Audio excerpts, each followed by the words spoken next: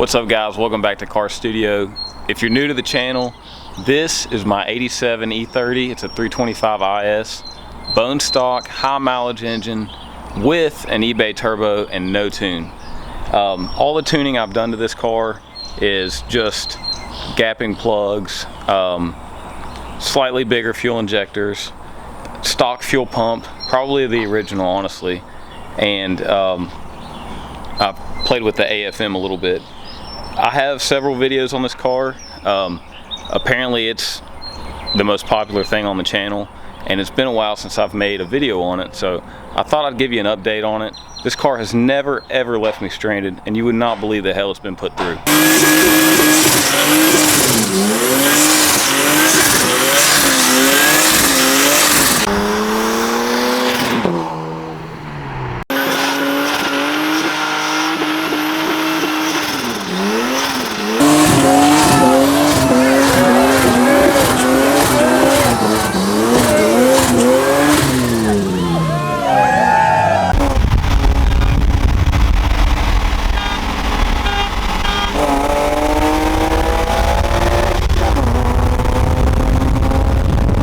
So more on the backstory of the torture that this engine has seen. After I had put this motor together, like I said, all I did was a new head gasket and a new timing belt and a new valve cover gasket and little things like that.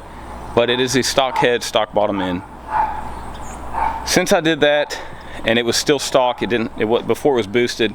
The oil pan got ripped off one time. I hit a crater that the water company left in the road here, and it ripped the oil pan off, ripped the oil pump off.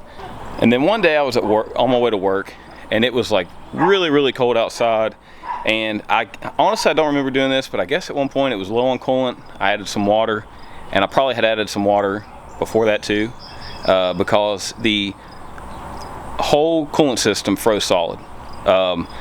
The radiator was frozen solid. All the radiator hoses were frozen solid. So I pulled over, called someone to come and get me.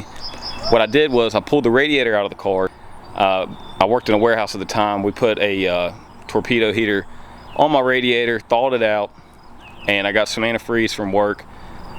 When I got off that day, I put the radiator back in and coolant, and literally no damage whatsoever to the block. The head didn't crack. No hoses leaked. It didn't even bust my radiator. I mean, like, this car refuses to blow up. So the main reason I'm making this video today is to show you how resilient these motors are, even with a cheap turbo kit and no tune. I have nothing but good things to say about this eBay turbo kit. Again, it's not really a kit, but it's a good start to it. There are several other things, but I'm all in around 1,200 bucks on this car in boosting it. And it has been super reliable. Since I've turboed it, it has never left me stranded. I've made many trips, a couple 2-3 hour trips one way with no issues, and a lot of aggressive driving around town and in the mountains of West Virginia.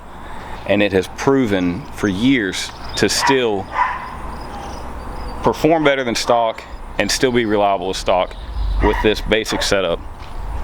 So for the past year, this car has had no oil pressure, and I'm getting ready to do a cold start right now and let you hear this. Instead of a sewing machine like it's supposed to sound, it sounds more like somebody dumped some marbles down into the crankcase.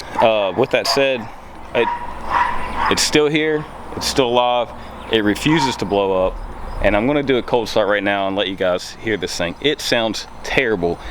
It sounded this way for a year. I've adjusted the valves, I've changed the oil. There was metal shavings in the oil. That's why I pretty much just let it be, because this motor's tired. So let me fire this thing up on a cold start. Check it out.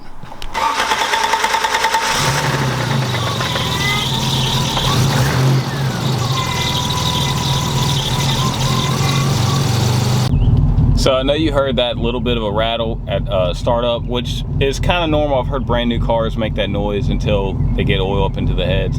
But let me show you just how bad it is when you get around 3,000 RPMs, especially when it's under a load. So we'll take it for a little drive right now, and it sounds terrible. I don't know how this car doesn't blow up. It literally refuses to blow up. There it is. I know you guys can hear that. We're in second gear right now. All kinds of noises under there. So the left gauge is my oil pressure. Take a look at it. Just peaked at 25. Definitely not enough to get up into the head. So the noise is very apparent when you're going slow, which is kind of embarrassing when you're pulling into like a parking lot or something. Check this out.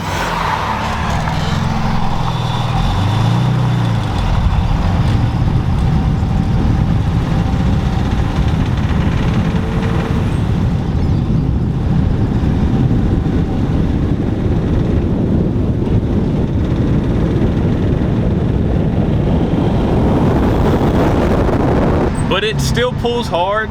It starts right up. It idles great. Doesn't smoke. Just a little bit of ticking.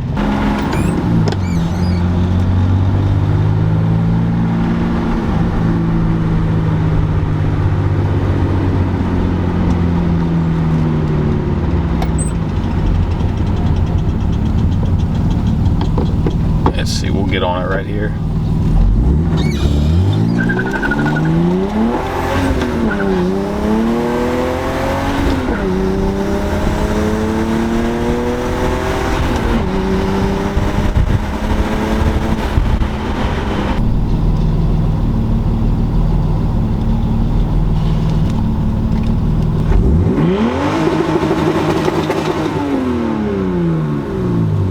So that's it for this video, guys. Just wanted to do an update on the car. I haven't made many videos on it lately, but I plan to come out with a lot more. We're gonna take this engine out. We're gonna rebuild one of the other ones. We're gonna do ARP studs, a new head gasket, water pump, timing belt, possibly rods. I don't know if I really need to do all that. I'm not looking to make huge power out of this. And then we're gonna mega squirt it. I've been saying that for the past year, but I promise it's coming this winter, and I'm gonna document all of it. I made this video today not to, you know, glorify this car or, you know, say it's a good thing to eBay turbo your car and not tune it, but more so just to show that if you're on a budget, you can turbo one of these cars. Some people will say it's not the right way to do it, but honestly, it's proven itself. It's been reliable. It's never left me stranded. It pulls really hard compared to stock. It's not the fastest thing, but for almost 100 horsepower at the wheel for 1,200 bucks, you can't beat that.